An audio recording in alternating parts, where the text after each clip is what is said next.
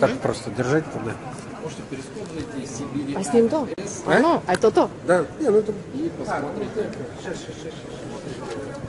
Я думаю, можно выдернуть. Нет, это хватит это самое. Держи.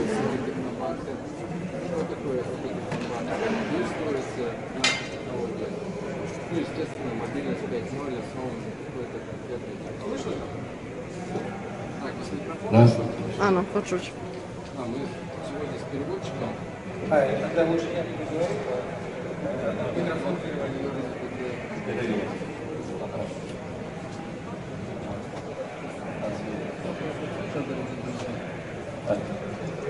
Я развернул.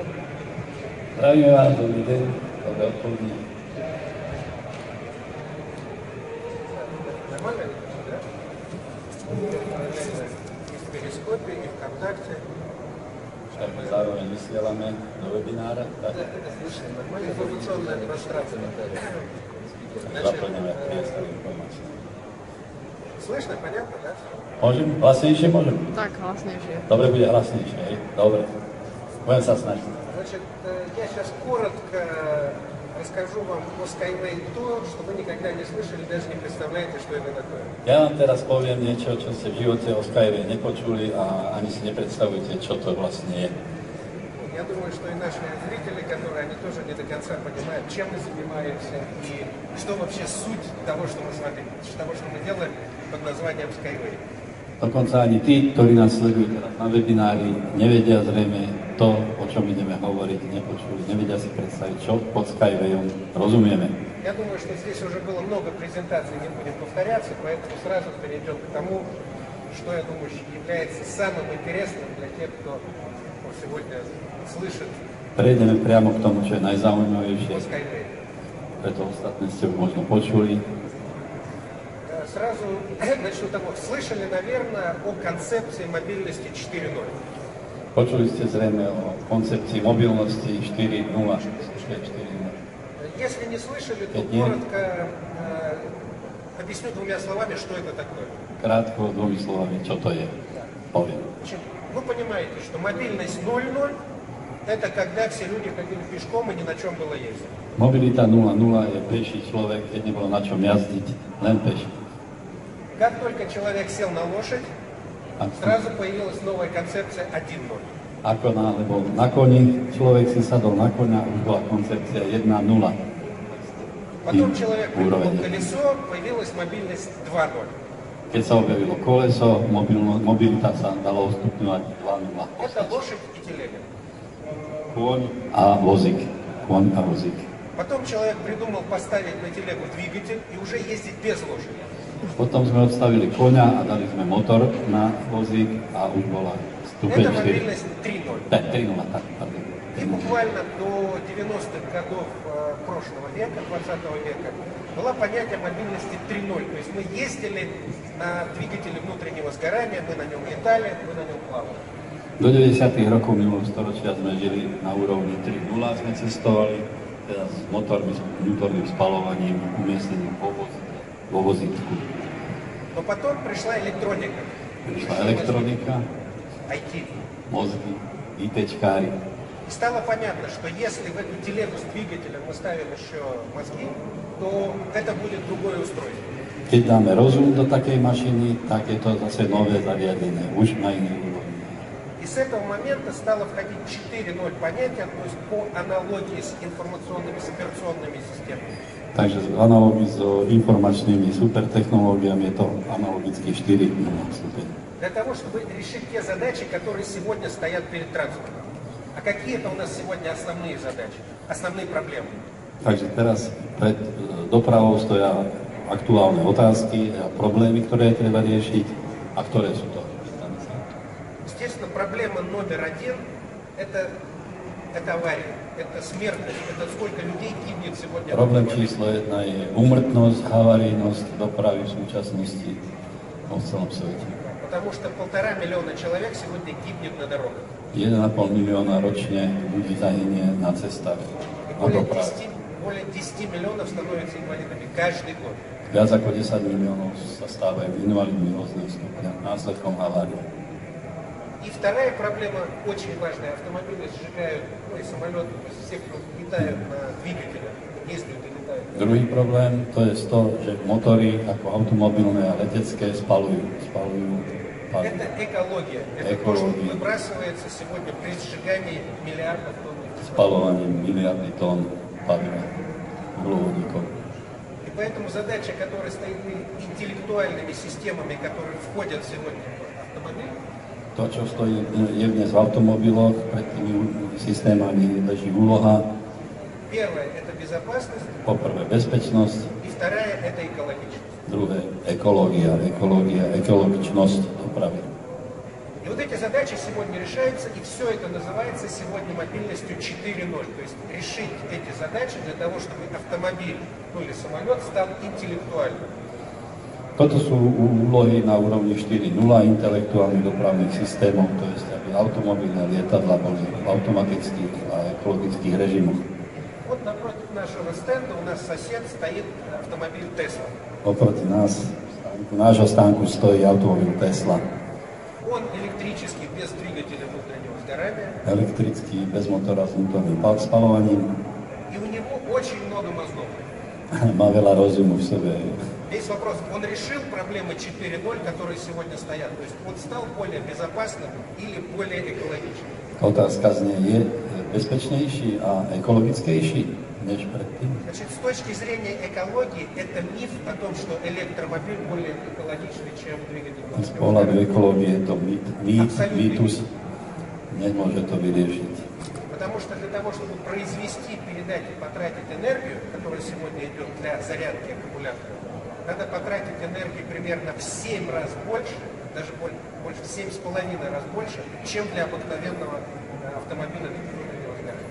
Je to mýtus pretože pre výrobu, dopravu, teda samotný pohyb zariadenia a tomu dobíjanie 7-krát viac energie zapotreby ako u obyčajného automobilu, obyčajného spalovacieho, vnútorného spalovania. Поэтому это полная иллюзия, что электромобиль более экологичный. Nabíjanie je teda nie ekologické, je to teda mýtus.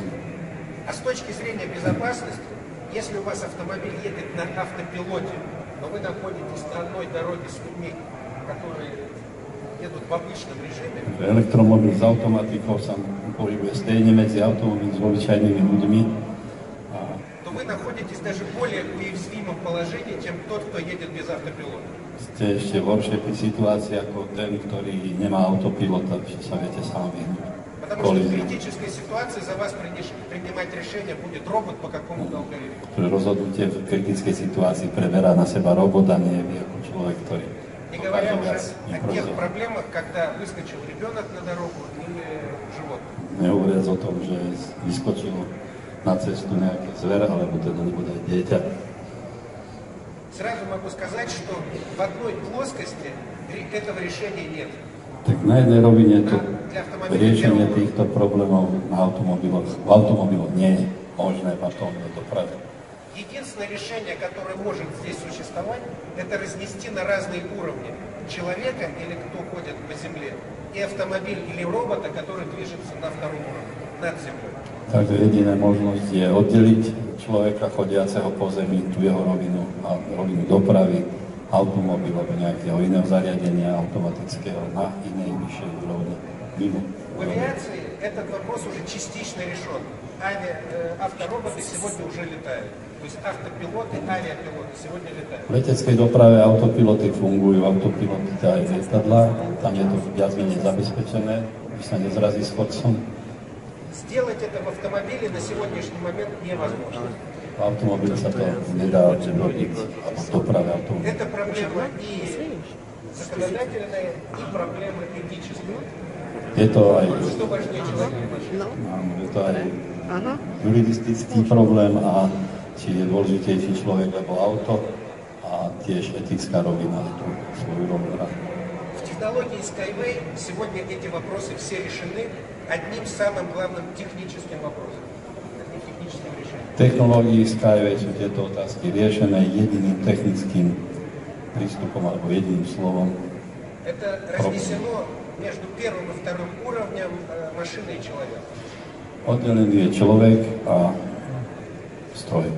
Как только появляется эстакада второго уровня, по ней может двигаться уже транспортный андроид, то есть робот, фактически которым является сегодня Unibus и Unibike. Takže robot vo forme Unibusu alebo Unibajku sa pohybuje na vyvýšenom mieste od ľudí, od tej roviny dopravy ľudí. А с учетом тех показателей, которые...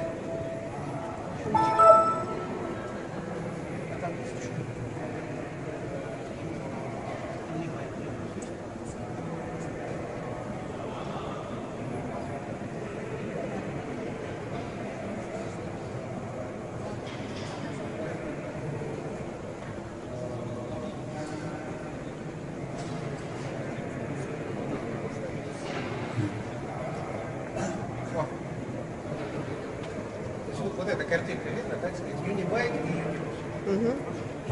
Unibike vpravo, Unibus vľavo. Это два сегодня робота, которые решают все задачи мобильности 4.0. Sú dva roboty, alebo teda zariadenia, ktoré riešia úroveň 4.0 mobility. А с учетом, что Unibike может двигаться со скоростью 150 км в час на энергии, которую вырабатывает сам человек, вращая педали, Unibike je schopný sa pohybovať rýchlosťou 150 km za hodinu a dokonca alebo z energie, ktorú tam pedálami dokáže človek vyvinúť v tom vnútri toho bicykla. это экологичность другого уровня. То есть мы создаем систему, которая вообще не будет потреблять никакой энергии внешней. Vytvárame systém, ktorý nebude potrebovať v princípe vonkajšiu energiu, dokáže si vyrábať sám. Поэтому мы назвали эту уже мобильностью не 4.0, а 4+. Потому что она уже выше того, те задачи, которые сегодня ставят. Naviac tých úloh 4.0 sme teda nazvali tento prístup 4+, teda vyšší o niečo. И что мы ввели принципиально новый вопрос, а что же будет тогда пониматься под мобильностью 5.0? Takže sme postavili znovu otázku, čo bude, alebo novú otázku, čo bude mobilita číslo na úrovni 5.0. И мы ввели новое такое абсолютное понятие, которое сегодня в транспортном мире даже не обсуждается. Vyťahli sme teda pojem, ktorý sa v súčasnom svete vôbec nediskutuje. Это концепцию мгновенного перемещения. Koncepcia je to koncepcia okamžitého premiestnenia sa. Сразу могу сказать, это никакой мистики, никакой фантастики, никакой телепортации. Nie je to nejaká mystika, nejaká teleportácia. Это совмещение нескольких функций, когда вы перемещаетесь.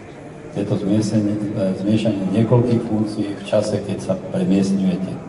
Я приведу такой пример. Napríklad privediem. Сегодня смартфон, вот, которым мы пользуемся, для того, чтобы позвонить, мы его используем сегодня меньше, чем на 5%. Smartfón napríklad, ktorý používame ho menej ako 5% jeho možností.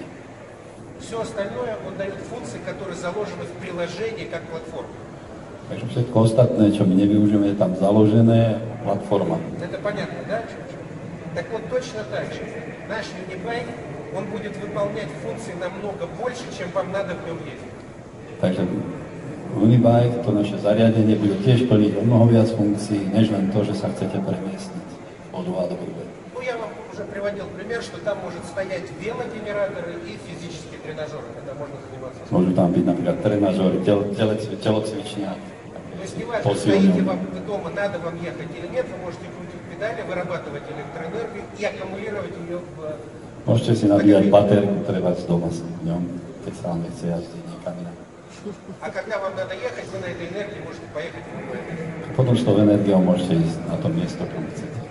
Таким образом, физическое, то есть фитнес, то, что сегодня нам не хватает энергии, мы начинаем направлять на то, чтобы на этой же энергии перемещаться. Takže z nedostatku energii my vlastne si vyrábame energiu na to, aby sme sa mohli premiestňovať. И буквально вот сегодня мне прислали на интернет сообщение о том, что компания Watson сегодня установила свой суперкомпьютер в электроавтобусы для того, чтобы человек, ездя по территории пока только студенческих городов в Америке, могли пользоваться суперкомпьютером.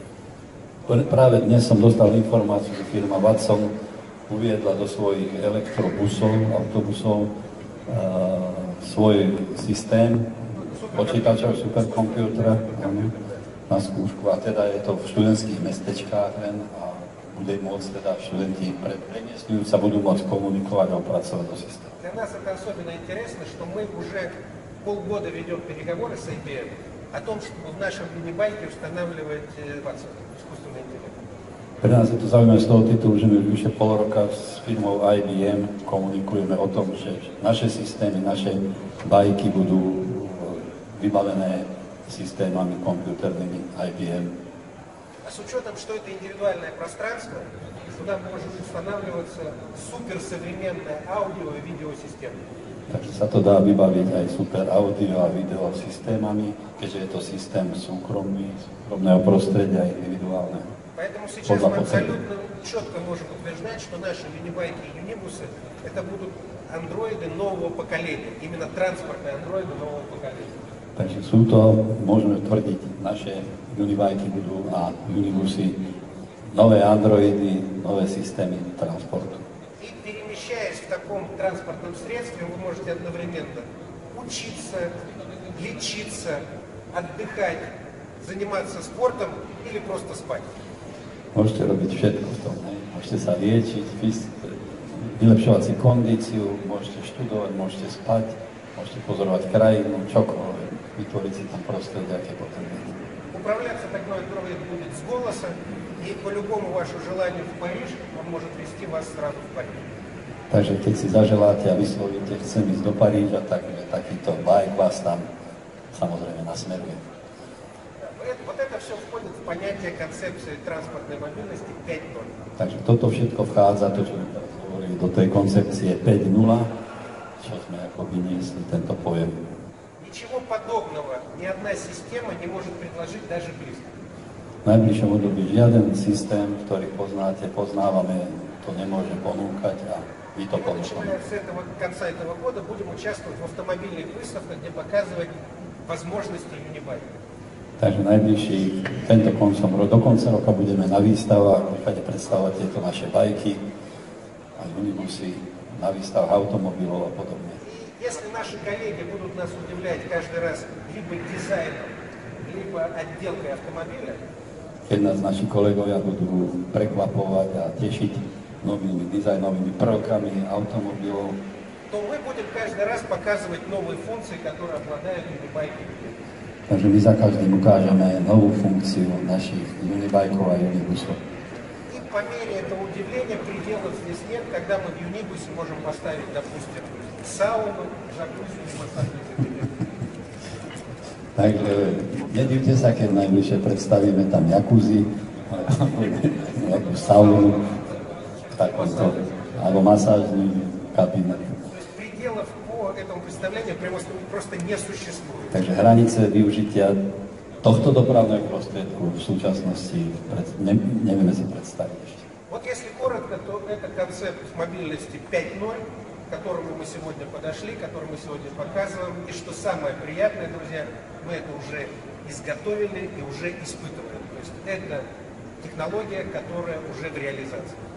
Takže to najpríjemnejšie je to, že my to, čo tu teraz rozprávame, vlastne privádzame do života a dnes už to aj vyrábame a máme vyrobené a ukazujeme ľuďom. Завершить, скажем, такой обзорный курс, я могу сказать, что это только маленькая толика тех возможностей технологий, которые сегодня заложены ее автором, инженером Юницким. Je to len malý kúsok toho, čo všetko obsahujú predstavy a technológia Skyway od pána Junického, toho, čo všetko sa ešte bude len predstavovať v ďalšom období. Ну, об этом мы поговорим в следующий раз. Na budúce o tom pohovoríme viac. Вот если коротко то, что касается новых направлений с точки зрения транспорта, что мы создаем. Kratučko o nových smeroch dopravy, ktorými sa zaoberáme a snažíme sa teda naplniť. Давайте, если есть вопросы. Keď sú otázočky, nech sa páči. Так, если записал. V sobotu je konferencia, máte pozvánky. Спасибо за внимание. Bude to tam obsažnejšie. Ďakujem za pozornosť. Tešíme sa, dovidenia. Do svidania.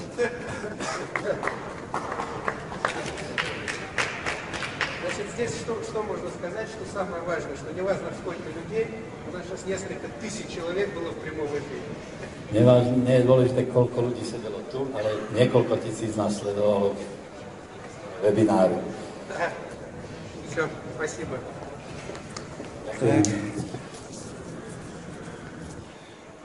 Все.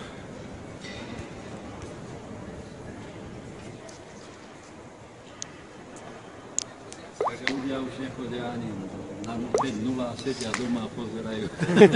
Смотрят тут, что делают. To je ten